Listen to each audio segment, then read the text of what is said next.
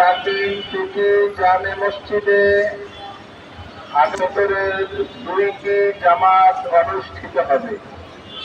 প্রথম জামাত সকাল 7:30 অনুষ্ঠিত হবে। ঈদ মুবারক, ঈদ মুবারক, ঈদ মুবারক। বিজয় রাকিন সিটি জামে মসজিদের পক্ষ থেকে ঈদ মুবারক, ঈদ মুবারক। হ্যালো, আসসালামু আলাইকুম বন্ধুরা, I am Apsara and welcome to my Tube Universe. আপনাদের সবাইকে ঈদের অনেক অনেক বেশি করে শুভেচ্ছা জানাচ্ছি। আশা করি আপনারা সবাই ভালো আছেন এবং আমি অনেক বেশি হ্যাপি। আর হ্যাপি হবই না কেন, কারণ এই দিনটার জন্য কতদিন ধরে অপেক্ষা করছিলাম যে রমজান মাস কবে শেষ হবে আর ঈদ কবে আসবে। তবে একটা জিনিস তো খারাপ লাগে যে এই যে রমজান মাস যে চলে গেল, এখন অনেক বেশি মিস করছি রমজান মাসকে। একসাথে সব পরিবার মিলে সবাই মিলে সেহরি করতে, মানে সেহরি করার জন্য ওঠা, তারপর হচ্ছে ইফতার করতে বসা, অনেক কিছুই মিস করব। পুরো এক মাসটা যে এই যে রমজান মাস চলে গেল, দেখতে দেখতে কখন চলে গেল কিছু বুঝতে পারছি না। যাই হোক, অনেক তাড়াতাড়ি চলে গেছে আর অনেক ভালোভাবেই গিয়েছে। হ্যাঁ, তো এখন তো এটা নিয়ে মন খারাপ করে কিছু হবে না, কারণ পরের বার যখন নতুন বছর আসবে তখন আবার নতুন করে রমজান মাস শুরু হবে।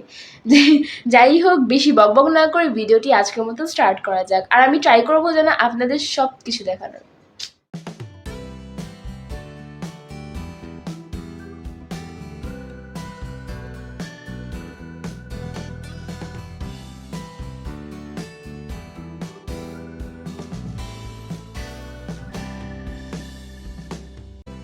তো সকাল সকাল আমরা ঈদের নামাজের জন্য বের হয়ে গিয়েছিলাম। এই তো প্রায় 7:30 বা 7টা বাজে এরকম। তো মাঠে এটা লাগানো ছিল কারণ এখানে সবাই নামাজ পড়ছিল, তাই বলে।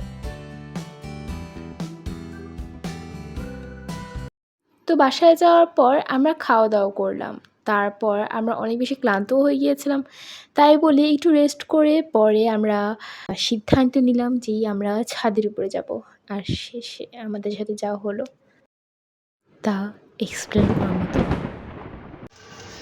ভীষণ মশা।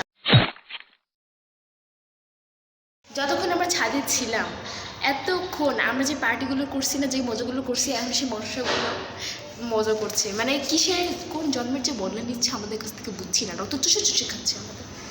হ্যাঁ, ওকে, এখন যেহেতু সন্ধ্যা হয়ে গেছে, আপনি দেখতে পাচ্ছেন পুরো কালো হয়ে গেছে, সন্ধ্যা পার হয়ে যাচ্ছে, আমাদের ঘরে যেতে হবে। না হয় কেউ যদি আমাদের উপর হামলা করে ফেলে অদৃশ্য, তাহলে মিস্টার এইসব কি দেখতে হচ্ছে?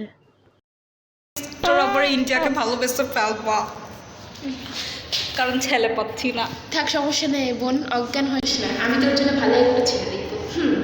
এটা তোর বোনই ফার্স্ট। এর জন্য আমি যেন মিস্টার ইন্ডিয়াকে ভালো না বাসি বা মিস্টার বাংলাদেশকে না ভালোবাসি, এর আগে আমার ঘরে চলে যেতে হবে। কারণ ঈদ মোবারক। আমরা চলে আসছি ঘরে, আর এখন আমরা বের হব বাইরে, কারণ আমরা এখন যাব মাদের বাসায়। অনেক ভালো লাগছে, সারাদিনে একটু কোথাও বের হয় নাই, জাস্ট বের হয়েছিলাম, নামাজ পড়তে বের হয়েছিলাম, তারপর ঘরে আসছি, ঘরে এসে নাস্তা খেয়ে তারপর আমরা ঘুমিয়ে গেছি।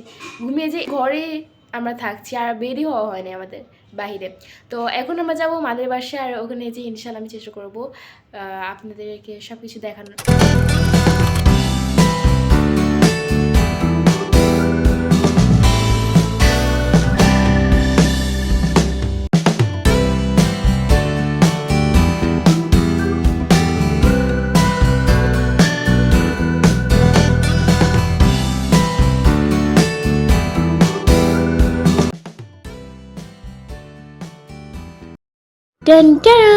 তো আমরা প্রথমেই মাদের বাসায় চলে আসলাম। হ্যাঁ, একটু সন্ধ্যা বা রাতের সময় গিয়েছিলাম, কারণ খাওয়া দাওয়া করার পর আমরা অনেক বেশি ক্লান্ত হয়ে পড়ছিলাম, তাই বলে তখন কোনো ভিডিও করা হয়নি, আর আমরা ঘুমিয়ে গিয়েছিলাম। যতবারই আসি না, এখানে যে দেয়ালগুলোতে কত সুন্দর নকশা করছে, কত সুন্দর আর্ট করছে, এগুলো দেখে অনেক ভালো লাগে। যতবারই আসি তখনই মানে নতুন নতুন লাগে আর কি। সব কিছু নতুন নতুন লাগে। দেখেন কত সুন্দর করে নকশা করা, এইখানে কত আশেপাশে কত। আসসালামু আলাইকুম। তারপর আমরা যখন মায়ের ঘরে ঢুকলাম, ঢুকতেই দেখি যে বাপরে বাপ, মা তো অনেক কিছু রান্না করে রেখেছে আগে থেকে আমাদের জন্য, যেমন পাস্তা, তারপর হালুয়া, সেমাই, আরও অনেক কিছু ইত্যাদি ইত্যাদি। তারপর মা আমাদেরকে বসে খেতে বলল। তখন আমাদের পেট প্রচণ্ড ভরা ছিল, একটা কিছুও আমাদের পেটে যাওয়ার মতো ছিল না। তবুও মায়ের খাবার না তো বলা যায় না। তো আমাদের খাওয়া দাওয়া শেষ হলো, মা আমাদেরকে অনেক পেট পূজা করালো, আর আমরা এত বেশি খেয়েছি যেন মনে হচ্ছে পেটটা এখনই ফেটে যাবে।